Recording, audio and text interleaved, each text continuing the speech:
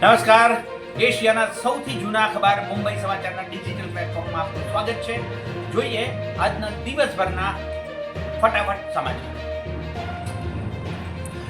હરિયાણા વિધાનસભા ચૂંટણીને લઈને તમામ રાજકીય પક્ષો દ્વારા પૂરજોશ પ્રચાર ચાલી રહ્યો છે. દરમિયાન ખેડૂતોને રીઝવવા કેન્દ્ર સરકારે લઘુત્તમ ટેકાના ભાવ MSP સહિતના ઘણા પડતર મુદ્દાઓ પર ફરી એકવાર વાતચીત શરૂ કરી. કેન્દ્રીય કૃષિ મંત્રી શિવરાજસિંહ ચૌહાણ 24મી સપ્ટેમ્બરે અને ખેડૂત સંગઠનોના પ્રતિનિધિઓ સાથે બેઠક કરી. શિવરાજસિંહ ચૌહાણે જણાવ્યું કે જ્યાં સુધી ખેડૂતોના પ્રશ્નોનું નિરાકરણ નહીં થાય ત્યાં સુધી અમે સંગઠનો સાથે વાતચીત કરીશું. હરિયાણા મંડીથી ભાજપ સાંસદ કંગના રનૌત નિવેદન આપીને હંમેશા ચર્ચામાં રહે છે. આ વખતે હરિયાણાની ચૂંટણી પહેલા ખેડૂતો મુદ્દે નિવેદન આપી ચર્ચામાં આવી ગઈ. રનૌતે કહ્યું કે ખેડૂતો સાથે જોડાયેલા 3 કાયદા પાછા લાવવા જોઈએ અને ખેડૂતોએ પોતે જ આની માંગ કરવી જોઈએ. આ મુદ્દો કહેતા બીજેપી સાંસદે એમ પણ કહ્યું કે તેમનું નિવેદન વિવાદાસ્પદ બની શકે છે. સાંસદ કંગનાના નિવેદન બાદ કોંગ્રેસે મોદી સરકારને આડે હાથે લીધી. કંગનાના નિવેદનનો ઉલ્લેખ કરતા કોંગ્રેસે કહ્યું કે અમે ખેડૂતોની સાથે છીએ. નરેન્દ્ર મોદી અને તેમના સાંસદો ગમે તેટલા પ્રયાસ કરશે તો પણ ખેડૂત વિરોધી આ કાળા કાયદાઓ ક્યારેય પરત નહીં આવે. વધુ એક સમાચાર હરિયાણાથી. હરિયાણાના ચૂંટણી ટાણે રાજકીય પક્ષો જીત હાંસલ કરવા સતત નવી ગેમ રમી રહ્યા છે. હાલમાં જ કોંગ્રેસના વધુ એક દાવાથી રાજકારણમાં ખળભળાટ મચ્યો છે. કોંગ્રેસે કેન્દ્રીય મંત્રી મનોહરલાલ ખટ્ટર અંગે મોટો ખુલાસો કરતા કહ્યું કે હરિયાણાના મુખ્યમંત્રી પદ પરથી ખટ્ટરને હટાવાયા બાદ ખટ્ટરે કોંગ્રેસનો સંપર્ક કર્યો હતો. બીજી બાજુ હજુ સુધી ભારતીય જનતા પાર્ટીના નેતા દ્વારા આ અંગે કોઈ સત્તાવાર નિવેદન કરવામાં આવ્યું નથી. તિરુપતિ મંદિરમાં પ્રસાદમાં અપાતા લાડુમાં ભેળસેળ યુક્ત ઘીનો મામલો સામે આવ્યા બાદ દેશભરમાં ઘેરા પ્રત્યાઘાત જોવા મળી રહ્યા છે. આ બાબતે આંધ્રપ્રદેશ સરકારની ચારે કોરથી ટીકા થઈ રહી છે. સમાચાર માધ્યમોથી લઈને સોશિયલ મીડિયા પર આ બાબતની ચર્ચા સાથે શાબ્દિક જંગ છેડાઈ ગયો છે.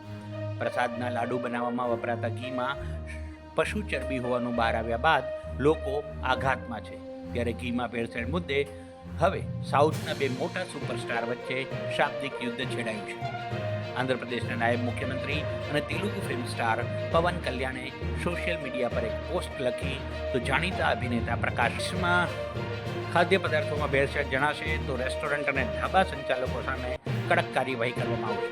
મુખ્યમંત્રી યોગી આદિત્યનાથે નિર્દેશ જારી કર્યા છે. ખાદ્ય ચીજવસ્તુઓમાં ભેળસેળ મુદ્દે મહત્વની બેઠકમાં યોગી સરકારે આ નિર્ણય લીધો હતો. મુખ્યમંત્રી યોગીનું કહેવું છે કે જ્યુસ, દાળ અને રોટલી જેવા ખાદ્ય પદાર્થોમાં ભેળસેળ કરવી ઘૃણાજનક છે. આ બધું નહીં ચલાવી લેવાય. હવે ઢાબા, રેસ્ટોરન્ટ અને ખાણીપીણીની દુકાનોમાં સઘન તપાસ કરવામાં આવશે. આ ઉપરાંત આ જગ્યાએ કામ કરતા દરેક કર્મચારીનું પોલીસ વેરિફિકેશન પણ કરવામાં આવશે. મહેસાણાના ખેરવા સ્થિત ગણપત યુનિવર્સિટીના કેમ્પસના ખુલ્લા મેદાનમાં 3 વિદ્યાર્થીઓ નમાઝ પડતા હોવાની વાત વાયરલ થઈ. વાત વાયરલ થતાં હિન્દુ સંગઠનોએ યુનિવર્સિટીના ગેટ બહાર હનુમાન ચાલીસા કરી વિરોધ નોંધાવ્યો. જોકે યુનિવર્સિટીના તંત્રએ ફરી આ પ્રકારનો બનાવ નહીં બને તેવી બાંયધરી આપી હતી.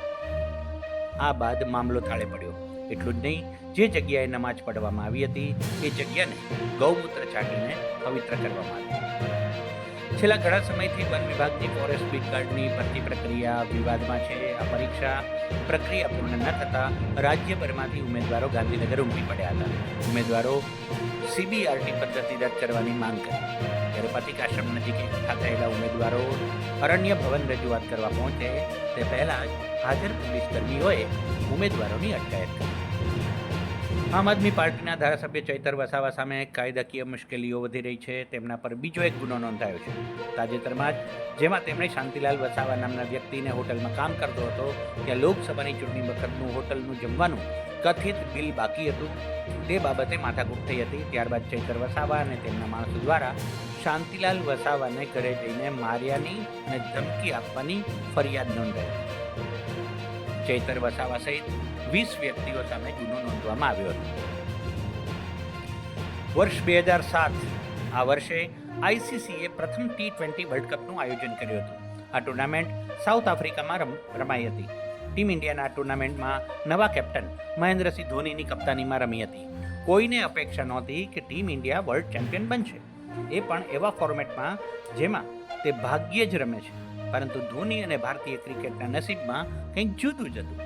17 વર્ષ પહેલાં આજના દિવસે એટલે કે 24 સપ્ટેમ્બર 2007ના રોજ ભારતે પહેલો T20 વર્લ્ડ કપ જીત્યો અને અહીંથી જ માહી યુગની શરૂઆત થઈ.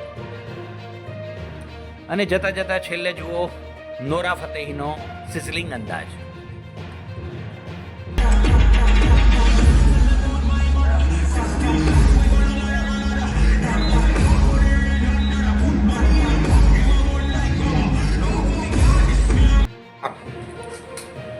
તો આ હતા અત્યાર સુધીના ફટાફટ. મુંબઈ સમાચારના ડિજિટલ પ્લેટફોર્મ સાથે જોડાયેલા રહો અને તરોતાજા અને નવીન સમાચારો માટે જોતા રહો મુંબઈ સમાચાર ડિજિટલ પ્લેટફોર્મ. નમસ્કાર.